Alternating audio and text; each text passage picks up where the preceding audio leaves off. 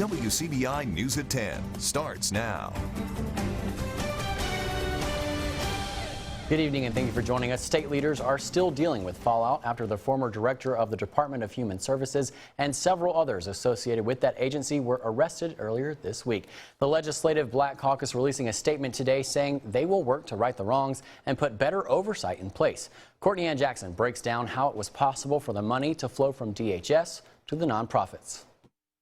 There is a framework that allows legal transfers of those federal TANF dollars from the Department of Human Services to nonprofits like the Mississippi Community Education Center. So in 1996, the Welfare Reform Act was passed, and what that act did was it created this mechanism for block grants to happen. So what that meant was the federal government would send the money down to the states, and the states can decide how they spend that money. In this case, the nonprofits are considered sub-grantees, and according to the DHS manual, those sub-grantees should be following guidelines and policies, but that's where there's no accountability and loopholes can be created, and that's exactly what has happened. Representative Jarvis Dortch says it's a process that most likely know little about. I think the general public should understand this is one of the problems with block granting. When they hear about how states can benefit from being untied from rules to use block grant dollars for health care or for TANF or for welfare. This is the kind of stuff that happens when people don't pay attention. But a search of the state auditor's reports dating back for the last 10 years shows there have been multiple requests for DHS to strengthen controls surrounding sub-grantees getting TANF dollars. One report even noting, quote, failure to properly monitor sub-recipients could allow non-compliance with federal regulations to occur and go undetected, potentially resulting in questioned cost. There's now a renewed push to put a board for DHS in place, including parents and providers, to better oversee how the money is being spent. Courtney Ann Jackson, WCBI News. Damage to a support pylon forces the closure of the RIVERWALK pedestrian bridge in Columbus. City officials closed the span that crosses over the Tennessee-Tombigbee waterway this afternoon.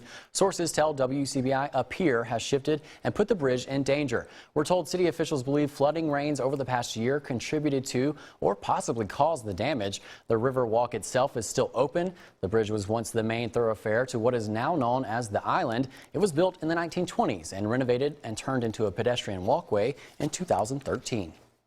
Pumps at the OKTIBBEHA County Lake have managed to bring water levels down and take some pressure off of the dam. But the possibility of more heavy rain is raising fears of a setback. North Mississippi could see 2 to 8 inches of rain in just 4 days. That could cause the lake to rise several feet. The pumps should keep the water level stable, but excessive rain could add more pressure on the dam. County leaders have sandbags in place with hopes it'll stop any water that rises. We've double checked the downstream is no problem. We're not overflowing anything, and everything's working according to plan. My charge now is to get the lake level low enough that the county engineer can contract to modify that intake structure, and that way we can do a bunch of drainage without the use of pumps. Officials say they will continue to monitor the water and make sure it doesn't appear, right now it doesn't appear to be a threat to residents in that area.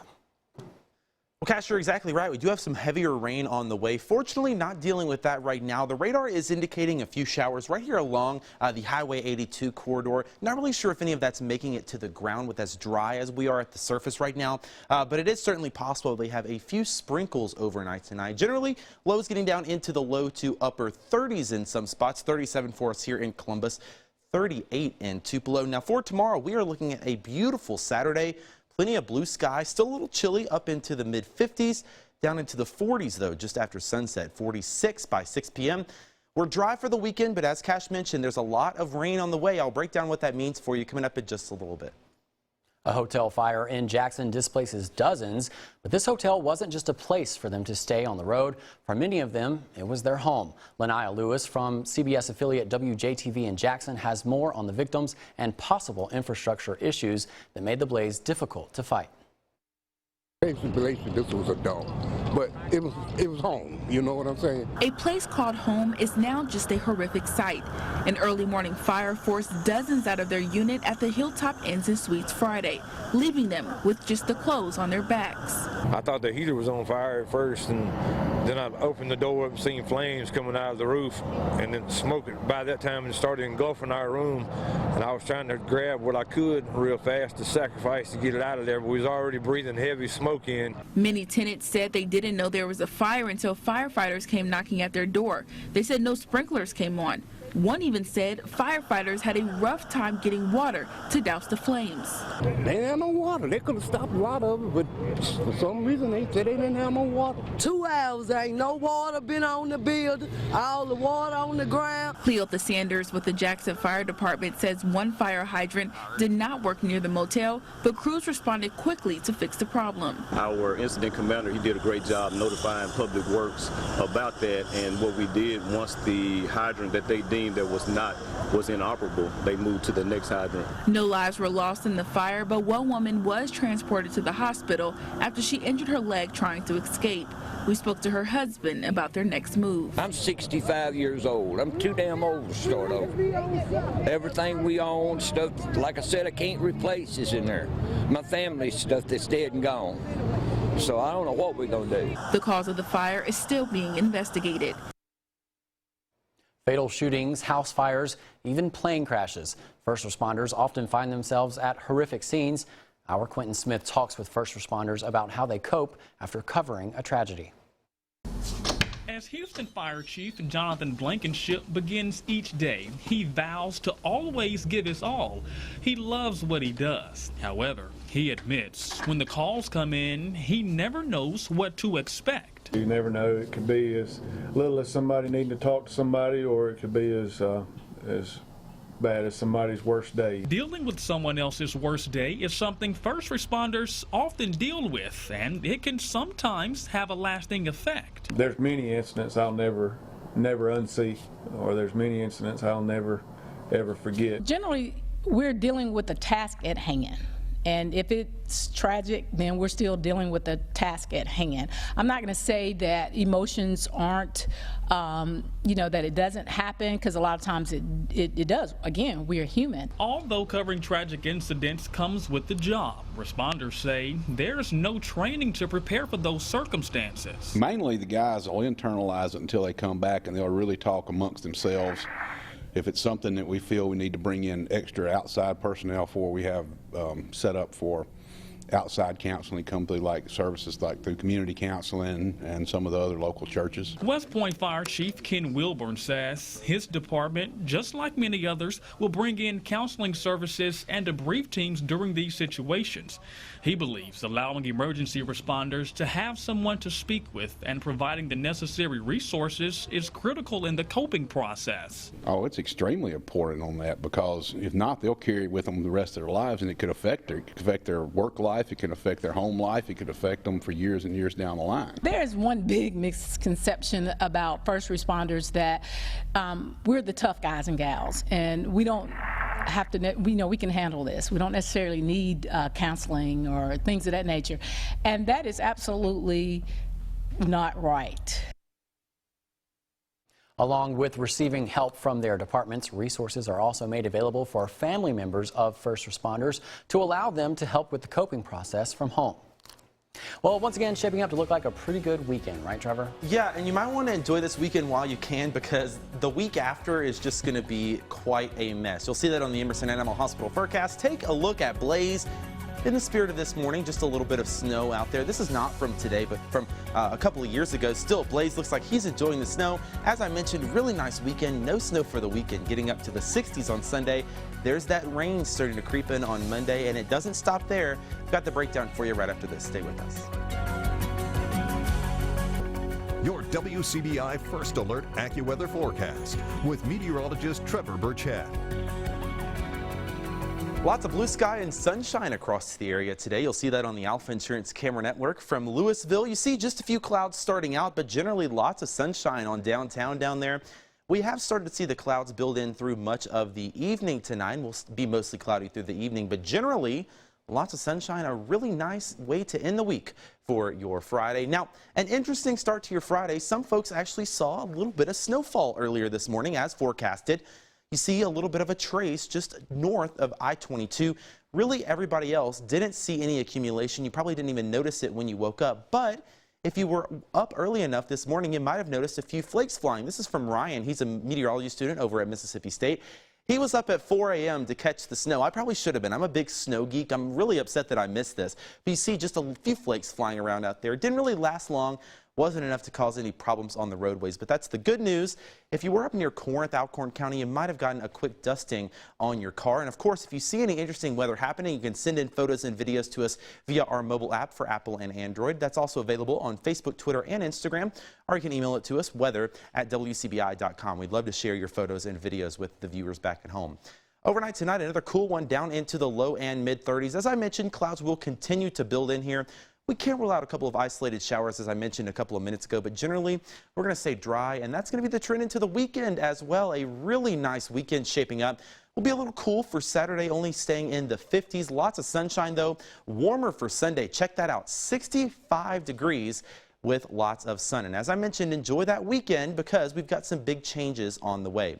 Now, we're going to take a little bit of a behind-the-scenes look into the forecast, if you will. This is a look at the jet stream. So this is the winds up in the atmosphere. And when you see them blowing west to east, kind of in a parallel direction, that's what we call a zonal flow. And when this happens, really no interesting weather to expect. And that's what's going to be happening for Saturday and Sunday. We're going to stay sunny, no rain to discuss. But as we get into the week, notice this trough develops. And when we see a trough, that's an area of low pressure developing. And that's going to bring an increase of interesting weather just east of that trough. That's where we see that low pressure develop. And that is going to set us up for a lot of rain as we get into next week. So Monday through Thursday, pretty good chance of some rain, maybe some storms on Monday, generally just rain for the rest of the week.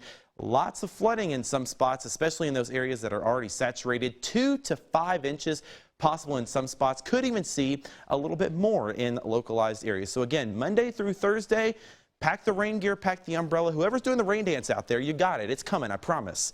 Good news is Friday finally drying out. Hopefully next weekend looking nice too. Highs back in the 50s by the end of the week. Trevor, would you like to show us what a rain dance looks like? I don't think I'd like to embarrass myself tonight, but somebody out there is doing it and they got to stop. Okay, we'll do it after the show and then upload it to TikTok. Okay, we'll see. All right, a new sales opportunity is brewing in Amory. We take a look at what's on tap when we come back.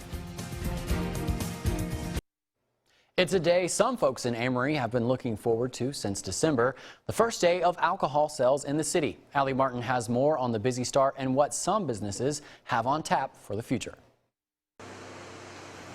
The first day of alcohol sales in Amory meant a big business at Newmart convenience store.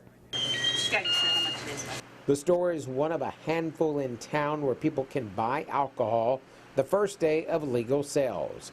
Some other stores don't have their permits yet or have been experiencing technical glitches. Customers at Newmart said it is all about convenience. So we don't have to travel to get our alcohol needs, but better revenue to the city. It'll open up a lot more, and I think it'll really show people outside of Amory, you know, what Amory is about, and it'll give them a reason to come through. And hey, it's easier, more convenient. Amory's Piggly Wiggly will not sell alcohol because of space limitations inside the store. However, the owners of the established store recently purchased the old movie theater. The McGonigal family is converting it into 2 commercial spaces. Smokin' Bros Barbecue will open in March. Next door, a boutique called When Pigs Fly is already open for business. Smoked meats, we'll have sit-down lunches. We will have beer, we'll have the bottled beer and stuff like that, and probably eventually, you know, work in on drafts and stuff like that. So the wives can leave their husbands over here and they go over here and shop next door, and then they come over here and get them something to drink later. Lena McGonigal is owner of When Pigs Fly. She believes alcohol sales will boost all local businesses and help attract new ones. Because we are a small town and we do want to promote shop local and keep people in this town. So I'm hoping that that will actually move Amory forward. Amory joined several cities in the region that have voted to legalize the sale of beer, alcohol, and light wine in recent months. Allie Martin, WCBI News. There are no limits on the number of restaurants and businesses that can sell alcohol. However, there are zoning regulations specifying where the businesses can be located. You want high school basketball? We have high school basketball. Highlights from all over Northeast Mississippi next in sports. Your WCBI Sports with Courtney Robb. In just a few weeks, the 2020 NFL Scouting Combine will kick off in Indianapolis. As of today, the NFL released the names of players invited to show off their moves. The list is as follows. First, let's take a look at the invitees from Mississippi State. Included in that is defensive back Brian Cole, defensive end Chauncey Rivers, linebacker Willie Gay, cornerback Cam Dantzler, offensive lineman Darrell Williams, offensive lineman Tyree Phillips, and wide receiver Stephen Guidry. State is one of 16 FBS teams to have at least 7 former players invited. And in terms of invitees from Ole Miss, included in that are running back Scotty Phillips, defensive lineman Josiah Coatney, defensive lineman Benito Jones, defensive lineman Kadir Shepard. We'll have much more on the NFL Combine as it continues. The undefeated West Lowndes Lady Panthers taking on Noxapater in its final home game. Lady Tigers on the board first. Asia Glass using the screen, getting right to the basket for 2. And took one opposing bucket to wake West Lowndes up. Loose ball to Kara Givens, drops a dime to Marvasia Seals, finishes with the layup. Some beautiful basketball from West Lowndes this evening off the inbounds. Tydeja Hood to Seals, mid-range Jay's good. West Lowndes going on an 18-0 run the rest of the first quarter. Lady Panthers remain undefeated by getting the job done, 59-21 against Noxapater. Senior night in Tupelo as the girls face off against Corinth. Start of the third quarter, Golden Wave ball. Jalisha Florence gets the offensive rebound, kicks it out to Hallie Traylor on the wing for 3. Tupelo goes ahead 46-19.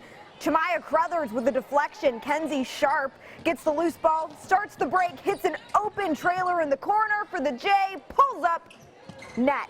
Tupelo ahead 52-21. Still in the third quarter. The lockdown D continuing. Traylor gets the steal. This time throws ahead to Crothers. The easy laying off the glass. Tupelo, a dominant force, powers past Corinth. They get the win 81-34. The Saltillo girls hosting Pontotoc in a lopsided matchup. Third quarter, Lady Tigers with the lob to Janiyah Hinton for the layup. Cuts it 43-14. Still in the third, Warriors' Dee Dee Shepard inside the soft touch, extending it to a 45-14 Warrior lead. Warriors again pouring it on. Angela Middleton off the glass makes it 45-14. Tigers adding to it. Maya Bobo out in transition, banking it in, makes it 55-16. And Pontotoc rolls past Saltillo in a huge win. They get the job done 79-17. Man, oh man, a huge win for Pontotoc. To the pit in Macon, Noxubee County hosting Starkville. Lady Jackets leading in the fourth. Tydeja Spencer left alone in the corner, gets the friendly bounce for 3. Starkville in control. Shakiria Tab with the steal, starts the break, finds the trailer. Amaya Ford does the rest. Lady Jackets almost up by 20. Noxubee battling back, not going anywhere. Nicadia Mason goes hard to the rack. The basket plus the harm. The Lady Tigers able to close the gap, but not enough. And Starkville getting the job done in this one. The Yellow Jackets coming away with the 60-34 win against Noxubee County.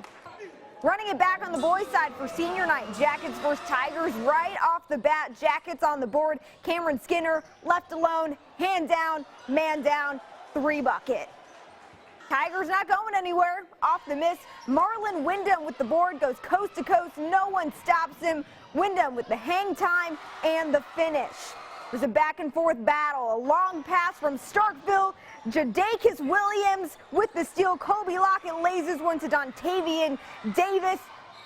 And 1. Noxubee coming up with the lead. Starkville closing the gap off the inbounds. Jamarvius Phillips, the grown man, post moves. Starkville battles back from a 12-point deficit to come out on top. Jackets get the win over the Tigers, 52-50. Tupelo boys turned up for senior night and getting the job rolling early. First quarter, Carson Russo crossover and drive takes the contact and the floater. Tupelo takes a 5-3 lead. And Tupelo getting the job done in this one as well. They go past Corinth with a final of 67-54. And continuing in boys action, Pontotoc at Saltillo. Saltillo on the top first. Alec Jimison drives to the rim. Buckets. Tigers going up 2-0. And the Tigers holding on to get the win in this one over the Warriors. 43-34 your final, Cash. So a whole lot, or not Cash, it's just me. We got a whole lot of high school basketball. We'll be right back after the break. Weekend looking nearly picture perfect, feeling like spring on Sunday. Temperatures in the mid to upper 60s in some spots, but after that it's all downhill. Sorry, rain and storms on Monday. More rain Tuesday through Thursday. Some areas could see 5 inches of rain. Oh my gosh. Thank you guys for joining us. We'll see you back here tomorrow. Get me out of in between these two.